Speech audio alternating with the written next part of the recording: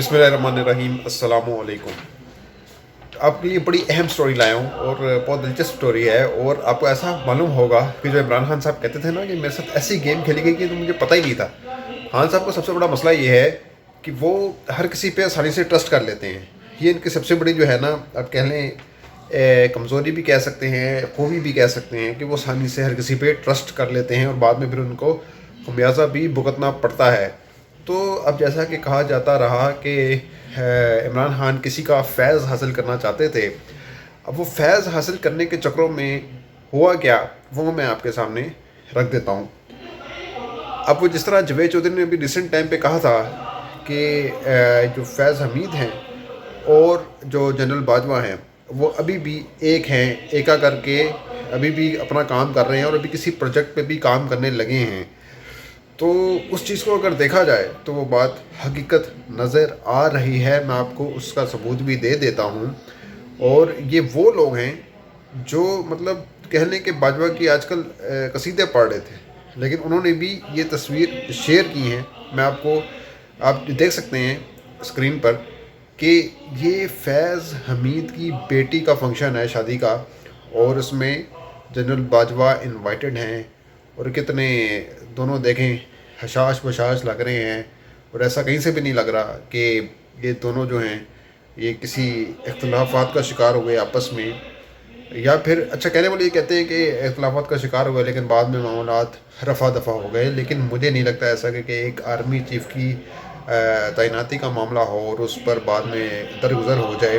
तो ऐसे ही मालूम हो रहा है कि एक बैड कॉप था, एक गुड कॉप था। एक ने कहा मैं अच्छा बन जाता हूँ, दूसरे ने कहा मैं बुरा बन जाता हूँ, और दोनों डबल गेम कर रहे थे। इसे तो यही आइडिया लगता है और इससे तो यही अंदाज़ा होता है कि इस तरह ही हुआ होगा। और अभी इमरान हो सकता है आने वाले दिनों में इस पर भी कोई खुलकर बात करें। देखिए वो तो कहते हैं ना कि मैं एतबार करता था, तो वो फैज़ अमीन जो है मैं उनको नहीं लगाना चाहता था, जो है वो आर्मी चीफ़ के तौर पर नहीं लगाना चाहता था। DGIS अलबत्ता मैं उनको बरकरार रखना चाहता था, क्योंकि मेरी जो गवर्नमेंट है वो गिरने का ख़तरा था कि वो गिर सकती है और उसको फैज़ हमीद जो है वो सपोर्ट दे सकते हैं। लेकिन फैज़ हमीद, एक बात क्लियर है कि फैज़ हमीद अगर डबल गेम कर रहे थे तो उन्होंने इमरान खान को पूरी तरीके से अपने शीशे में उतार कर रखा हुआ था।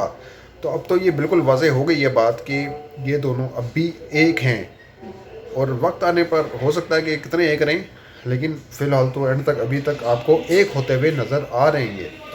अच्छा, दूसरी एक बात ये है कि मोनस इलाही, उनकी भी यकदम से आंखें खुल गई हैं। जो वो परवेज़ इलाही जो कसीदे पढ़ते थे आर्मी चीफ़ के, जनरल बाजवा के, कि उनको कुछ कहा तो अब मैं छोड़ूंगा नहीं, अब मैं इमरान खान से जो है ना बरह रास्त पंगा लूँगा, लड़ाई लूँगा, और ये करूँगा वो करूँगा फ़लाँ करूँगा। तो ये बातें आई थी ना अभी कुछ दिन पहले।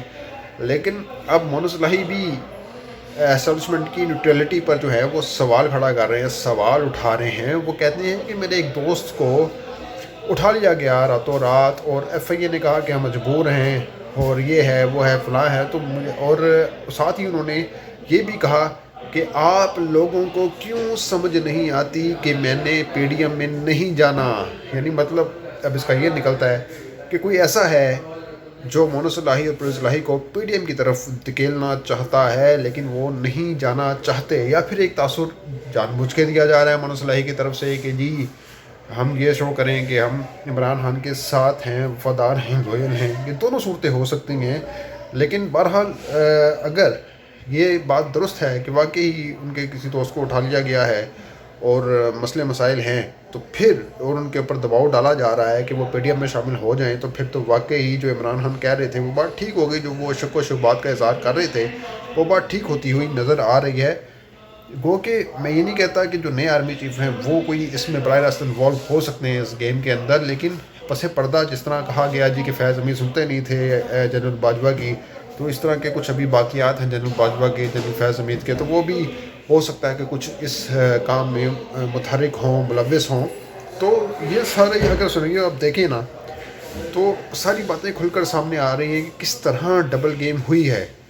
और ये तो बात तय है कि इमरान खान का ये मौक़िफ़ 100% दुरुस्त है कि इमरान खान के साथ डबल गेम की गई है। और यही नहीं, اب عمران خان کو طالبان سے بھی جوڑا جا رہا ہے. ان کو طالبان خان تو بہت پہلے کہا جاتا رہا، لیکن اب ان کو یہ کہا جا رہا ہے کہ جی یہ نیکسس میں ملوث ہیں باقاعدہ تحریک طالبان کے ساتھ. تو اس میں اب سوال یہ پیدا ہوتا ہے کہ اگر عمران خان ملوث ہیں تو پھر اس کے ثبوت بھی نہیں.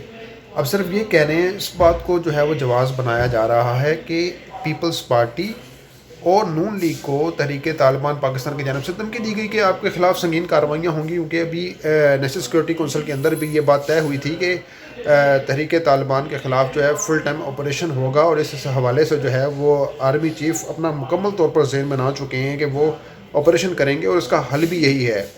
لیکن جب دھمکی دی تحریک طالبان نے پیپلز پارٹی اور نون لیگ کو، تو یہ جو عمران خان کا برا چاہنے والوں نے کہا جی کہ دیکھیں جی عمران خان کو کیوں نہیں دھمکی دی. یعنی مطلب وہ کہہ رہے ہیں کہ عمران خان پر بھی اٹیک ہو، ان کی جماعت پر بھی اٹیک ہو، ان کے ساتھیوں پر بھی اٹیک ہو. وہ یہ چاہتے ہیں کہ عمران خان کو کسی طریقے سے اس طرح سے راستے سے ہٹایا جائے. یعنی مطلب اشتعال دلانے کی ایک کوشش کی جا رہی ہے، کیونکہ عمران خان کی پالیسیز جو اس حوالے سے تھی وہ نرم تھی، وہ ٹول ٹیکس کے خلاف بھی تھے، وہ چاہتے تھے مذاکرات سے ساری بات جو ہے وہ حل ہو جائے. یعنی وہ یہ نہیں تھا کہ وہ حل نہیں چاہتے تھے کہ دہشت گردی ختم نہ ہو. ہر ایک کا اپنا طریقہ کار ہوتا ہے. کوئی کہتا ہے جی کہ ہم مذاکرات کی بیس پر مسئلہ حل کر سکتے ہیں، کوئی کہتا ہے نہیں جی جنگ کے بیس پر کر سکتے ہیں، کیونکہ جنگ پاکستان نے آلریڈی بہت صحیح ہے، بہت برداشت کی ہے. آپریشن ضرب عضب، آپریشن رد الفساد، افغانستان کی جنگ، یہ سارا کچھ پاکستان نے سہا ہے، برداشت کیا ہے. تو ایسے وقت میں حل تو یہی نکلتا ہے کہ آپ مذاکرات کے تھرو کوشش کریں، ورنہ الٹیمیٹلی تو ہوتا ہی یہی ہے کہ جی آپ مطلب آپریشن کریں. تو اب یہ جو کس حد تک خطرناک گیم ہو رہی ہے کہ عمران خان کو باقاعدہ طور پہ ایک نیکسس کے طور پر دکھایا جا رہا ہے کہ تحریک طالبان پاکستان کے ساتھ ان کا کوئی گڑھ جوڑ ہے، اور گڑھ جوڑ کی وجہ سے جو ہے نا وہ خطرناک ہو رہے ہیں. تو یعنی مطلب اب ریاست کو بیسیکلی یہ اکسایا جا رہا ہے کہ عمران خان کے خلاف اس کے اوپر بھی کوئی مقدمہ بنایا جائے، ان کے گھیرا تنگ ہو اور ان کو جو ہے وہ ہٹا دیا جائے راستے سے.